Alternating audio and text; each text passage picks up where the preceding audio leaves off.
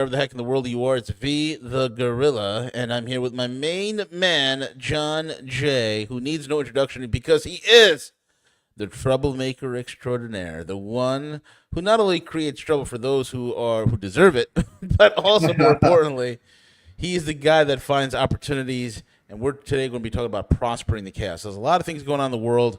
People woke up early this morning seeing the sandbox that is the Middle East again igniting in chaos. God knows what's happening. Who knows? And at the end of the day, who really cares? Because what does that have to do with you and paying your bills on Monday morning? And let's be honest here. No matter what the heck happens in the world, you still got to take care of business. You still got to put food on the table. You still have to create income. You still have to protect your assets, and you still have to divorce the state. With that being said, John, how's it going, buddy? How are you? Good, man. That's a good way to say it. This is Yeah, kind of what we were talking about last time, because we can be enamored by the news but we have to get on with our lives. exactly correct. The Uh, news is a power suck. It will like to suck the power out of you. It's great to know what is happening, but it's also great to know how to utilize that information and to profit and prosper in the yeah, chaos. yeah. And the couple of things that I want to cover is people just go through their life month by month and year by year, and they just accept what people tell them and Yeah. about their money. For example, they go get a job, right? They pay the bills, and then everything's good, so they think, and then they get married, and then they acquire property, debts, things like this, normal things, right? And Yep. then at some point that person dies, and then there's property rights that are throughout this whole time period that many times I find when I'm talking to people, they're just not paying attention to them. Yeah. And it's almost like money is a tool, but they're not looking at it that way. They're not using it as a tool. What they're doing is they're looking, their relationship to money is like your relationship to the rain. Oh, well, Mm. it's raining today. I guess I'll stay in. It's Yeah. like as if they don't have control over it. So of course it's going to kick your ass because you're not really having a plan. And that's why I like the name of this, strategic life. I just like that. I think that's perfect name because if you don't have a strategy, you're going to get your ass kicked. Yep. And so that there should Exactly. be a strategy. So you should care about what it is when it comes to your money, you should understand, for example, when you buy a house, understand what document demonstrates that you have the right to sell the house or to own the house or to make the rules over the property. That's the Mm. quitclaim deed. And when I ask people this, it's just shocking. They don't even know what that is. For the layperson, and because there's many homeowners that are listening into this broadcast, John, what is a quick claim deed? Well, there's someone who owns a property, right? So there's a way that he establishes ownership through legal documents. Yeah. That gives him what's called a claim on the property. Hmm. He alone has the right to sell the property. That's his claim. Yeah. Hey, I think you froze. Maybe it's on And my because end he has or. the right, he can do stuff to it. He can put plants on there. He can do landscape. Hey, John, you're cutting in and out. I don't know if it's on my end or yours. Folks that are in the chat, if you can hear John correctly and he did not cut out, just hit us with no problem. Or if he did cut out, just let us know because I don't know if it's on my end or if it's on John's end. So please help us out. Let us know if you've heard the last few minutes of this broadcast, the not few minutes, excuse me, last few seconds of this broadcast. But John, I'm gonna rephrase the question again Yeah. because on my side, okay, Fab Guy just said it's on John's end, so they heard me, but I think you cut out. Okay. So for the people that missed that, what is the quick claim deed again? A quit claim deed on real estate is a QUIT, not quick. It's quit. I quit the Oh, claim. quit claim. Yeah. Okay, got it. So the owner of the property has the right to do all kinds of things to the property, and he alone has that right, which is, we call this a claim. You call it a right, but it's a claim. He has the exclusive claim on the property, the right to sell the property because of a document. He got Yeah, that document because he paid money to get the house, right? So right. this document is where the seller, when he gave him the property, the way he did it was he signed a document quitting his claim on the title and conveying his claim to the new owner. Now the new owner has the claim. Got it. So it's the seller quit the claim. So a quit claim deed is the seller quitting his claim and deeding it to someone else, conveying it to someone else. Understood. Okay. That's the instrument, the document that establishes your right over your property. So Wow. that's one thing. And then the other aspect of what I'm finding is like you mentioned, divorce in the state, you get into the aspect of, there's so many channels on the internet where they're talking about divorce, and men don't want to get married, and because they believe that their accumulated wealth or savings will be destroyed in a divorce, which is correct. But it doesn't need to be that way, because the courts are involved in a liquidation, involuntary receivership. They're not doing a divorce. A divorce is a simple declaration of a marriage being dissolved. That's it. That's where it stops. It doesn't include separating your property. It doesn't allow a party who files a divorce to have new rights over the property that he or she had before the case was filed. The courts, I would say, more than, let's say, 98% of the time, up to 98% of the time in divorce cases, the courts do not have the authority to impose alimony payments or rearrange custody arrangements. They don't have the authority. So why is this happening? Because people don't understand what rights. That's what I'm saying. They go through their lives and they have important things and matters in their lifetime, and they have property rights, but they're not understanding what those property rights are, and they're not managing them properly. And so people criticize things like prenuptial agreements and postnuptial agreements. They think maybe they're disingenuous. But have you ever thought of a prenuptial agreement established by, let's say, super rich people because it's great for asset protection? What? A prenuptial agreement is great for asset protection? Yeah. If the marital community doesn't have things of value because they're outside the marital community, they're held in trust, for example, then there's less risk of the marital community being attacked. Wow. If it doesn't have anything, right? Yeah. Imagine if you had a prenuptial agreement with a simple one-liner that just said, if you leave the marriage, you leave with what you came in. Yeah. It's that simple. That would kill all this stuff on alimony and all this. You don't have new rights over property in the marital community just because you initiated a divorce. You don't get new rights. You don't get to go to the court, file a case, and then suddenly you have somehow the right to require the other party to pay money that he wasn't paying before, or pay more than he already was paying before, or change child custody. The only exception being when there's abuse or neglect or things of this nature, which is rarely the case. But you can have those situations. I have a case right now where it was necessary for we let the court get in there and make things happen. But in most cases, the court doesn't have the authority. So I'm not really talking so much about that as I'm just saying this demonstrates how people are going through life and they're just allowing themselves to get beat up because they don't understand where they have property rights. And one of the things I talk to clients about is you see many statutes, and we talk about the Constitution and how you have certain rights, procedural rights, due process rights, but you're not going to see private property rights. Okay. You do have these in the Fourth Amendment. These are expressed, but the term private property is not really expressed. Why? It's private. It's not the state's concern. There's not going to be a statute that protects your private property rights. So how do you have protection over private property? You have to take it yourself. You have to do it. You have to do something that gives you the protection. And how would you do that? I'll give you a quick example. If John, you cut out. I want to not, like in today, being collected and published everywhere and available. John, if you could repeat that, your video froze and your audio cut out. The last 5 seconds. Go ahead. Yeah, sure. So what I'm saying is, in today's world, our data is being collected, right? So your name is going to be associated with where you live in most cases. Why would you allow that? You have control over that. You can receive mail and have your address set up to where any mail you receive at your house can be in a fictitious name. There's nothing wrong with that. You don't need a law that says you can do that. So it's just a simple measure. And then we get into all this post life. Let's say someone dies, okay, and there's an estate.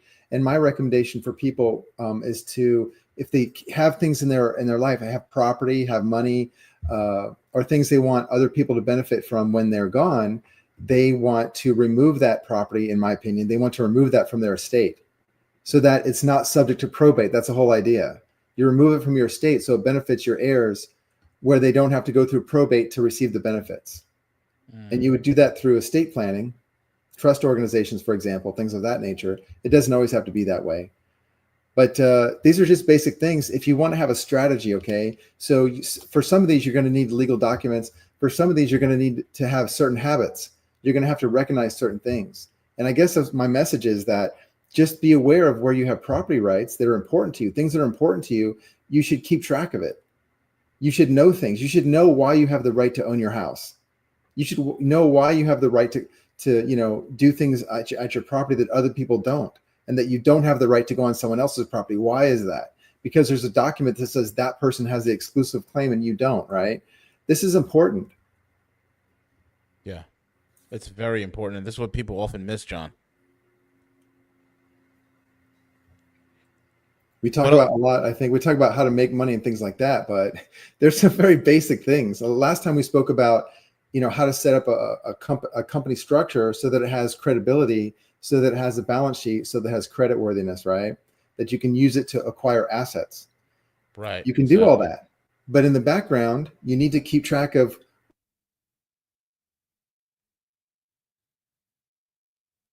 where you have because you don't know what to do. Get a postnuptial agreement. Get a prenuptial agreement. There's John, nothing wrong I with that. apologize. You just cut out again for 5 seconds, and your video froze. If you could just repeat that before you said get the postnuptial agreement and prenuptial agreement. Yeah. What did you say just before that? In addition to things you would normally do, like set up the Yes. credit for the business and all this, consider a postnuptial and or prenuptial agreement regarding your household property, the things that make your life, good. Yes. The vehicles in your life, the cars, the furniture, all these things that are important to you should be considered in a prenuptial or postnuptial agreement so that the state doesn't get to tell you what to do with your property. Gotcha. Okay. John, what else is on your radar that people need to be paying attention to with some of these strategies? I think in the future we're going to start seeing more collection of our biometric data. Like they just brought in after 20 something years, they brought in the what is it called, the Real ID. Did you see that? Yeah, Real ID. Recently? What can you explain to the people what exactly is Real ID again? So that Real people ID would know is collecting certain points of data, where before you only need like one item of data to get the next thing of data, which is like a driver's license. What do you need for a driver's license? A birth certificate. Now you need a social security number. So there's 3 points or 2 points of data, and you need proof of residency. So they're collecting points of data to establish residency and kind of like establish you as a taxpayer, I guess is probably a better way to look at it, so that you can have a government issued ID. And then when you use that government issued ID, it's connected to all this other points of data. That's what the Real ID is really all about. For now. Yeah, until it's fed into Palantir, and then they have oh my God. Well, with all these QR codes that people like to scan, I say you should be very cautious about this. Separate this activity from your phone data that you care about. Use a dummy phone for these things if you need to do that. But this QR codes, think of a society where you can't interact with really anybody unless you just deal with software and QR codes. And when your data is like this in a Real ID type situation, imagine what could be done. You could be geofenced in your house or neighborhood or city. I don't know if you guys know what that is. No, if you want to explain it to the layman, go for it. Okay, so this Real ID can lead to a situation where you physically are unable to leave your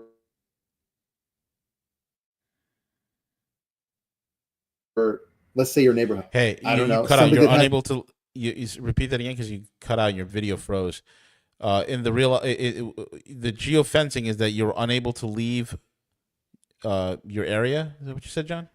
Right. The geofencing is a way to restrain people from moving because they take their technology with them.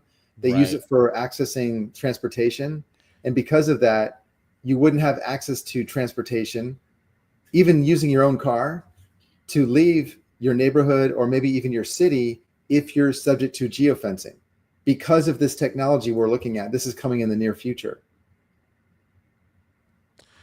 That's incredible. This is why they wanted us all on electric vehicles. This is why they were setting up the grid. This is the reason why they were setting up the ubiquitous Internet of Things. This is why that electric vehicles serve that purpose very well.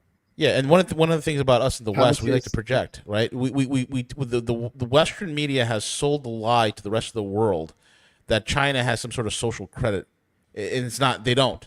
This has been exposed so many times. They don't have a social credit system.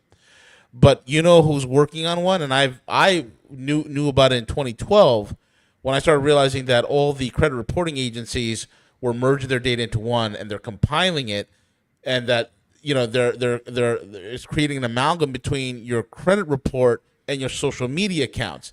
Mm-hmm. I said this in 2012, and then shortly thereafter, people were going for jobs, and not only are they pulling, all of a sudden you trying to apply for a job as a fry cook, they want to pull your credit report, and they want to see your social media rankings. Right. That was the initial seeds that were planted to bring us to where we are today, where now it's an amalgam of your social media and your credit score that is determining, or your credit report that is determining whether you get a job or not. That was already there. All the while, we were screaming and pointing our fingers at China, saying, "Oh, look, they got a social credit system. They got a social credit system." We were projecting.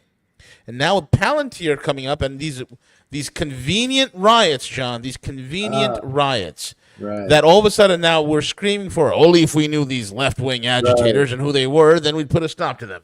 Now, roll out Palantir. Palantir could target all of them. What happened in Iran right now when they hit all those generals sleeping in those residential apartment complexes and condominiums in Iran and Tehran? First of all, it's a massive failure, just stupid move on Iran's part to, for that.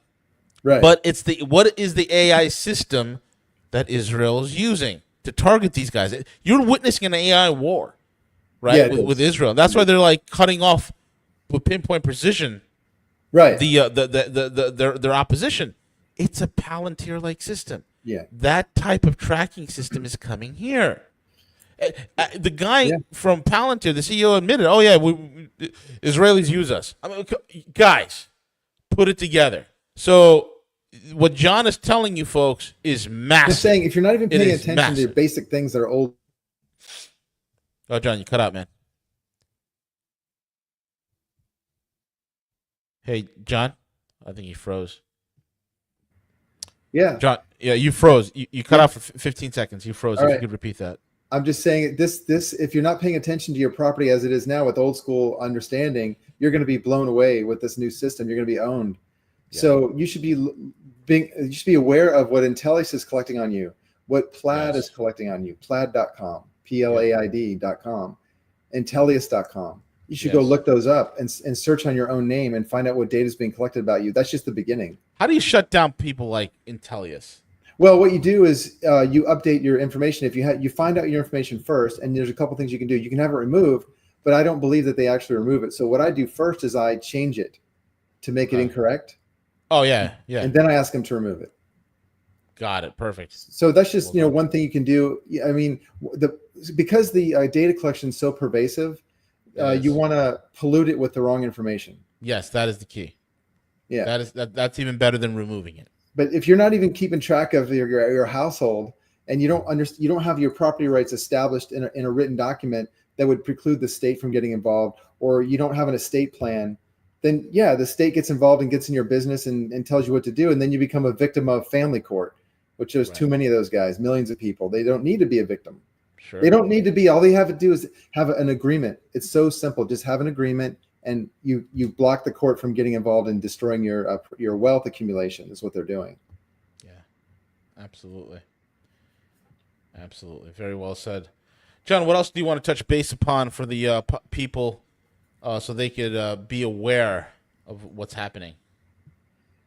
Well, I mean, just like I just said, I would just look at where your data is being collected. Look at what Google's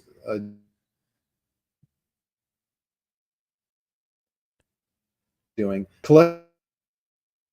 Hey, John, you cut out twice.